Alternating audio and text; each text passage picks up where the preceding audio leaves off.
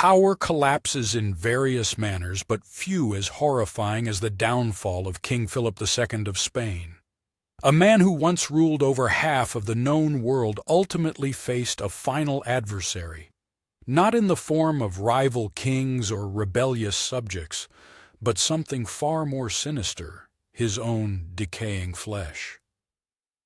As we walk through the shadowy halls of the Escorial Palace in the summer of 1598, get ready for a story where absolute power confronts complete helplessness, where those once mighty become rotting prey, and nature delivers its harshest judgment on the arrogance of rulers. Philip II of Spain was the most dominant sovereign of his era, governing the first global empire overseeing lands stretching from the Americas to the Philippines, which still carry his name. As the son of Emperor Charles V, Philip's rule extended across continents, inspiring the famous saying that in his empire the sun never sets. Acting as the protector of Catholic orthodoxy during the Counter-Reformation, he was both admired and dreaded, launching his formidable armada against England and backing ruthless campaigns against Protestant dissenters across Europe. Yet despite his immense worldly power, Philip's ultimate struggle was not fought on faraway battlefields, but within the confines of his own bedroom.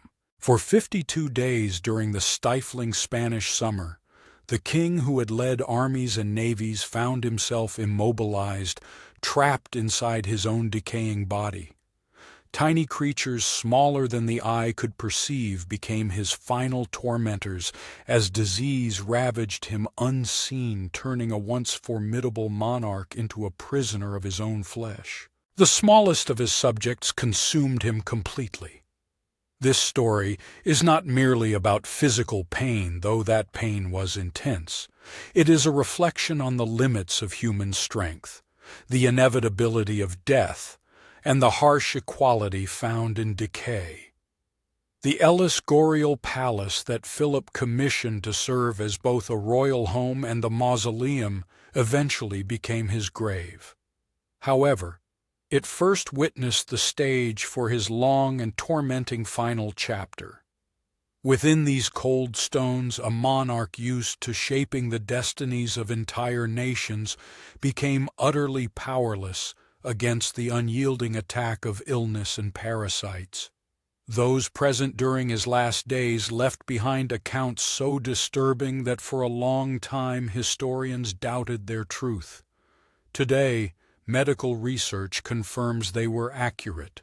What follows is the true account of Philip II's dreadful end, a death so extended, so horrific, and so degrading that it stands as a powerful reminder through time.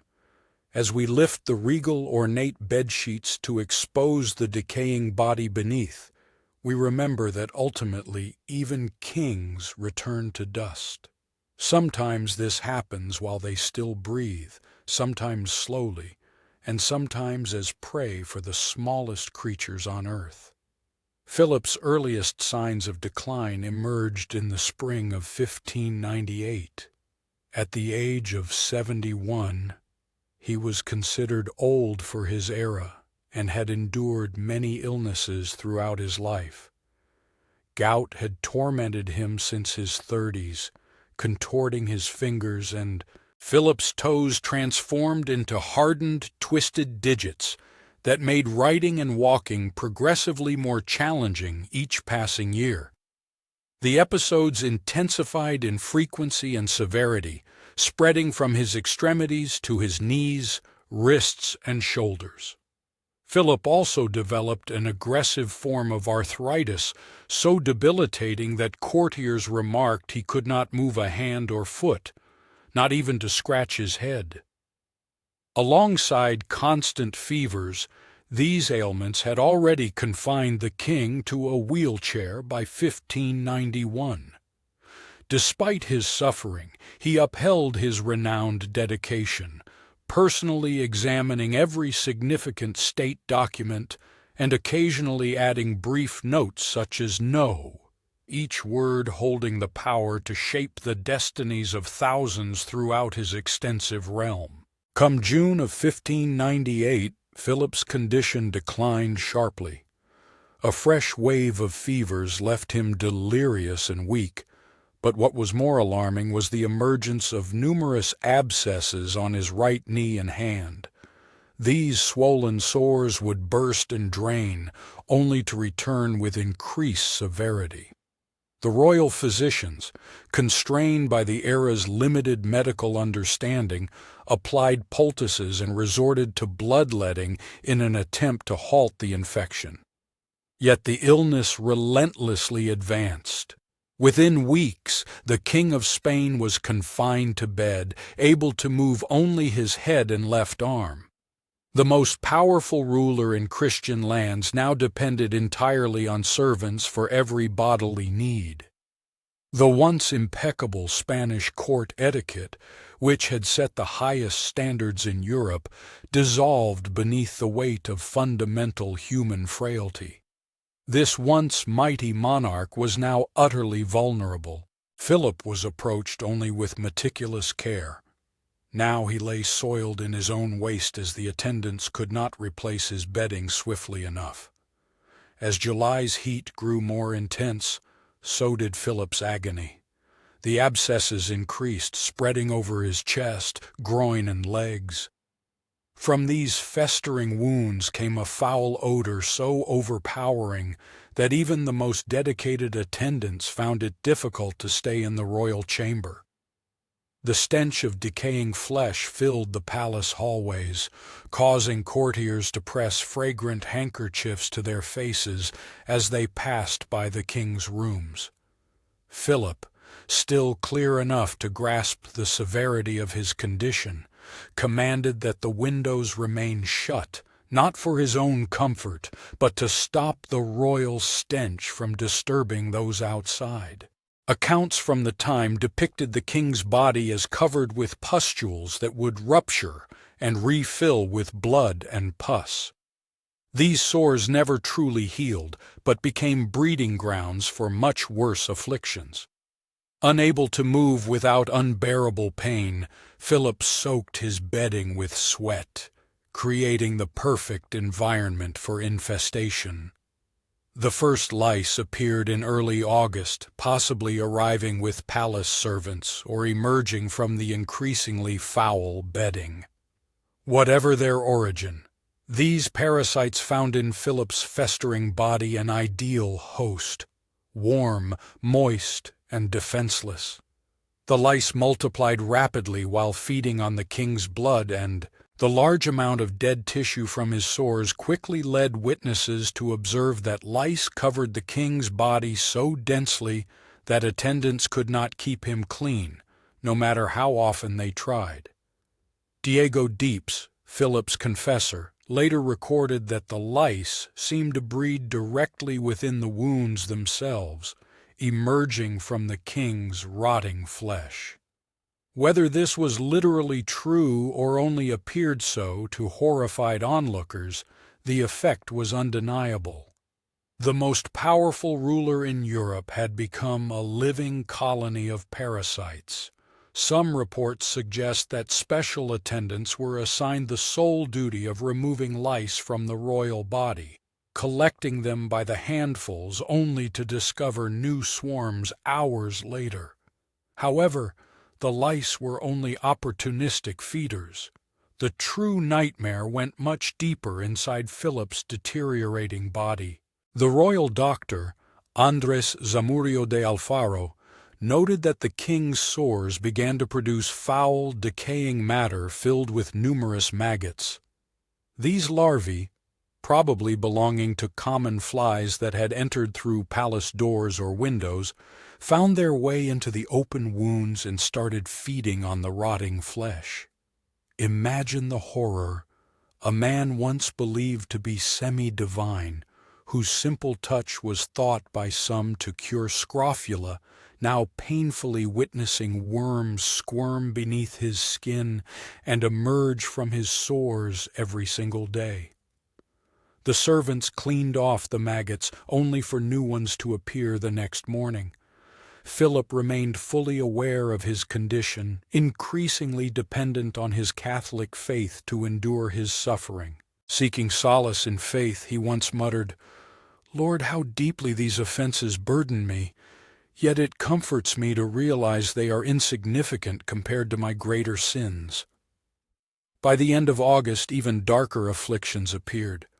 The relentless pressure on his immobile form had caused enormous bed sores, notably on his right hip and lower back. These pressure wounds worsened due to his inability to move and the constant dampness of his bedding. Over time, the ulcers eroded skin, fat, and muscle, revealing the bone beneath. According to the royal historian C. Deatur, one sore on his right hip became so enormous it exposed the inside cavity of his body. This horrifying injury, roughly the size of a fist, developed its own repulsive ecosystem. Fray José de Siguenuza, who recorded the king's last days, noted that the attendants removed enough material from this wound daily to fill 2 silver bowls. Even more alarming was that this gaping sore became the main breeding site for maggots, which multiplied faster than they could be cleared away. Some eyewitness accounts explained that the larvae burrowed deeper when disturbed, effectively consuming the king from within. The flies drawn to his wounds did not limit themselves to laying eggs in dead tissue. As Philip's health worsened, they began invading his mouth, nose, and ears.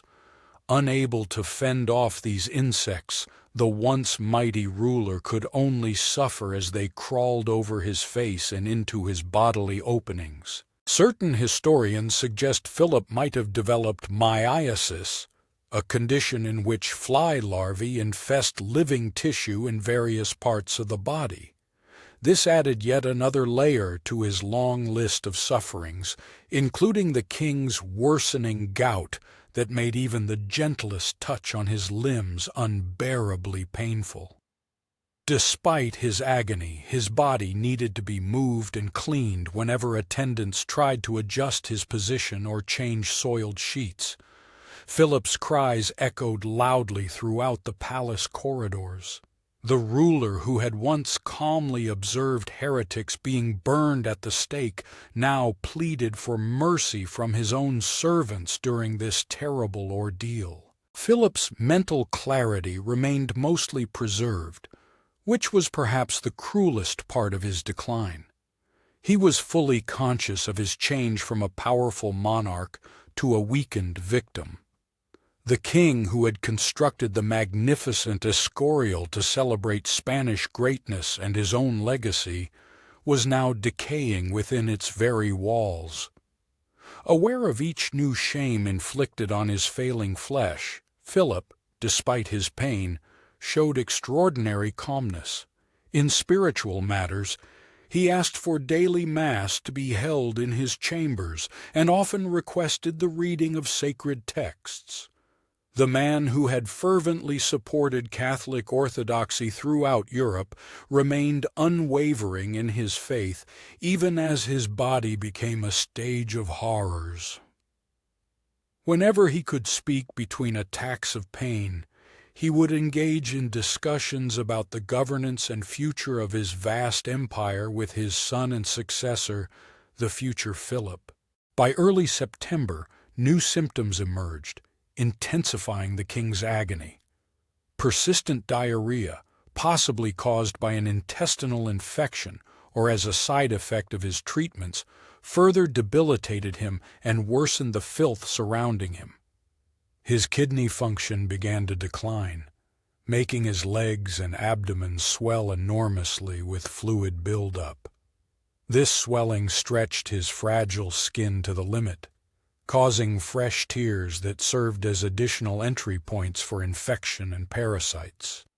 Court physician Garcia de Ate recorded that the king developed a high fever paired with delirium, likely signaling that sepsis had taken hold. During his clearer moments, Philip reportedly kept asking for a specific crucifix, the very one his father, Emperor Charles, had held while passing away. This strong connection to his imperial heritage seemed to bring him solace, even as Philip's body fell into disorder and decay. The treatments given by royal doctors probably worsened the king's suffering, rather than easing it. Following the humoral theory, physicians applied corrosive substances to his wounds in an attempt to restore balance to his bodily fluids. These chemicals, which included arsenic compounds and mercury preparations, would have burned his already damaged tissues and possibly sped up tissue death. Frequent bloodletting, sometimes carried out daily, weakened the monarch at a moment when he most desperately needed strength and resilience. Philip's diet during these last few weeks was mostly limited to broths, diluted wine, and soft bread whenever he could manage to eat anything at all. The combined impact of infection, parasitic infestations, blood loss from medical procedures, and poor nutrition created a perfect storm that led to the total failure of his body. His heart, struggling against worsening systemic collapse, began to show irregular rhythms, and the king reported palpitations along with episodes of breathlessness. Even the weather turned against Philip. The summer of 1598 was exceptionally hot in central Spain, and the stone walls of the Escorial trapped the heat like an oven. This intense warmth sped up the reproduction of lice and flies tormenting the king and quickened the rotting of his injured flesh. The few windows in his chamber were kept mostly closed to contain the foul odor, allowing almost no cool breeze to ease his fever-ridden body or dissipate the decay's miasma hanging thickly over his royal bed. By the second week of September, it was clear the end was near. Despite his immense suffering, Philip remained conscious and summoned his children to impart his blessing. His son, the future Philip III, who had been largely shielded from witnessing his father's worst decline, was visibly shaken by the altered appearance before him. The young prince reportedly had to leave the room several times to regain his composure, overwhelmed by both the sight and smell of his now unrecognizable father. A once powerful father was reduced to a trembling, ravaged shell in his last display of royal responsibility. Philip sought to pass on knowledge to his successor. Witnesses reported that he cautioned his son about the fleeting nature of worldly authority, weakly indicating his own destroyed body as proof. He said, "I have been treated like an old dog," and told the prince to remember this when he wears the crown.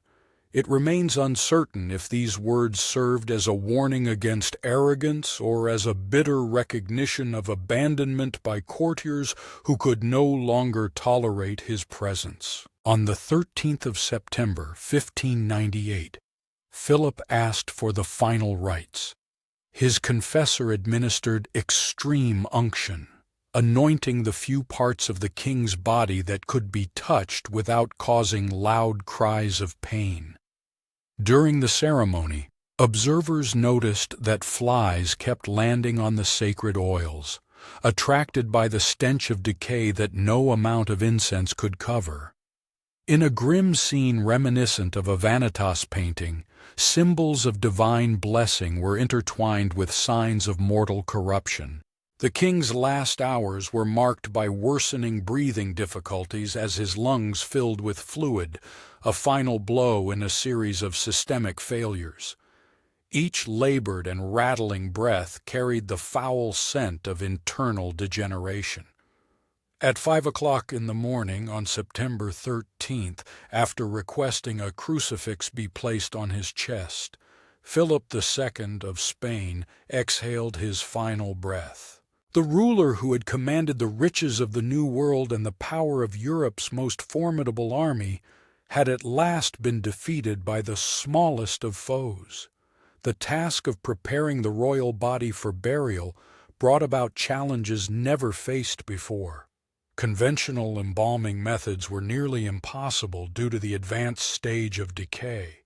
According to court documents, the corpse was so fragile that it began to fall apart when handled.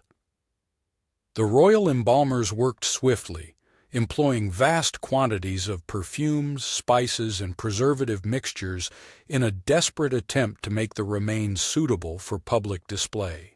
Despite these measures, the king's body kept deteriorating at a staggering pace. The funeral ceremonies were shortened accordingly, with only the bare minimum rites observed before the sealed coffin was rushed to the royal crypt beneath El Escorial.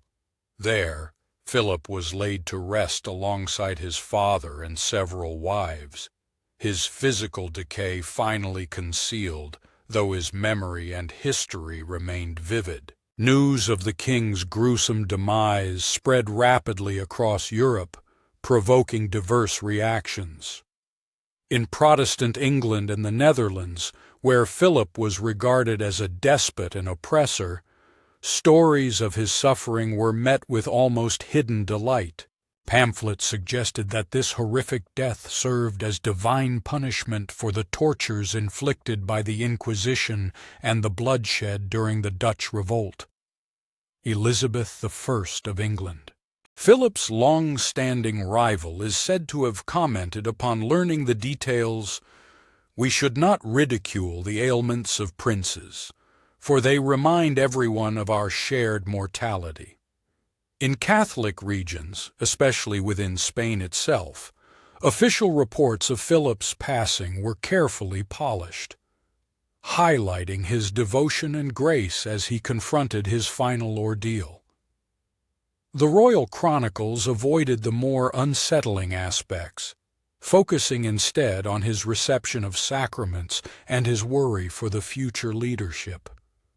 The Spanish people were informed that their king had died in the manner he had lived, as a symbol of Catholic virtue and regal strength. Medical experts currently believe Philip endured a mix of ailments. His chronic gout probably advanced into a type of rheumatoid arthritis, which impaired his immune defenses. This, combined with diabetes that can be inferred from symptoms like incessant thirst and swelling, created an environment ripe for multiple infections. The precise cause of the sores and abscesses may have been a widespread staphylococcal infection, while his inability to move led to the emergence of severe pressure sores that allowed maggots to infest his wounds. What makes Philip's situation particularly striking is not just the severity of his physical agony, but the way it served as a disturbing reversal of his earthly authority. The monarch who had ordered thousands to die in battle was powerless to even drive away the insects from his own body. The king, whose decree could sentence heretics to the flames, was powerless to prevent his own body from becoming infested with vermin, as historian William H. Prescott later observed. He wrote that no amount of influence or riches could secure protection from the natural laws governing all mortality. Philip's passing is more than a mere grim historical detail. It serves as a striking reminder of mortality, showing that no matter how absolute one's power may be, it cannot shield against the basic frailties of human existence. His death embodied the essential democratic truth that both monarchs and ordinary people must endure the indignities of physical decline. The key difference was that Philip's rank guaranteed his agony would be carefully recorded and remembered for centuries. Those living at the time were keenly aware of the bitter irony in his fate. Philip had devoted many years to waging wars to uphold Catholic orthodoxy and the divine right to rule. He portrayed himself as God's earthly agent, the protector of true faith against heresy. Yet his last moments revealed no divine rescue or miraculous preservation of the royal flesh. Instead, the most Catholic king underwent a death that seemed more like retribution than a blessing, forsaken, it seemed, by the very deity whose cause he had fervently supported. For the Spanish Empire, Philip's demise marked the start of a gradual decline, as his heir Philip III lacked the rigorous dedication that had defined his father's reign. Over several decades, administrative expertise gradually declined. Spain would start to lose its lands and influence, ultimately giving up its role as Europe's leading power. Some scholars have proposed that witnessing the tragic fate of his father deeply affected the younger Philip, making him hesitant to embrace the full responsibilities of rulership. He preferred to hand over authority to close confidants while indulging in personal pleasures. The Escorial Palace, envisioned by Philip II as a symbol of global dominance and Spanish grandeur, would no longer function as the effective center for governing a worldwide empire. Instead, it slowly changed into what its design had always hinted it could become: an impressive monument to morale. Today, visitors can explore the royal quarters where Philip endured his painful final moments. They are told modest accounts of his death that emphasize his devotion rather than the grim reality of his physical decay. Perhaps the most lasting impact of Philip's dreadful end is its influence on our collective memory. His passing reminds us strongly that the gap between immense human authority and profound human frailty is not as wide as we might hope. The sovereign who commanded half the globe learned in his last days that he could not control the workings of his own body. This lesson remains as meaningful to contemporary leaders as it was in the 16th century. Despite all his territorial victories and political maneuvers, Philip's experience reveals the limits of power. Philip II is often most vividly recalled today for the way he left this world, not in heroic battle or in peaceful rest surrounded by loved ones, but trapped in a long, harrowing ordeal of decay and corruption. His life story teaches us that history's verdict is often shaped less by how we exercise power than by how we confront its unavoidable loss. From being the greatest ruler of his era to becoming mere food for worms, not after passing away as happens to everyone, but while still alive, still conscious, still sensing every agonizing moment. As we end this somber exploration of Philip II's final days, we may ponder the phrase reportedly found among his private writings after death: "To have existed and then cease is to have never truly existed at all." For a monarch so fixated on legacy and being remembered, there is a cruel irony in being remembered less for the vast empire he built and more for the grisly spectacle of his physical breakdown. His death lingers longer in our collective memory than his accomplishments, serving as a powerful reminder that authority is fleeting, glory diminishes, and in the end nature treats everyone with equal measure, kings and ordinary people alike returning to dust, sometimes painfully slowly.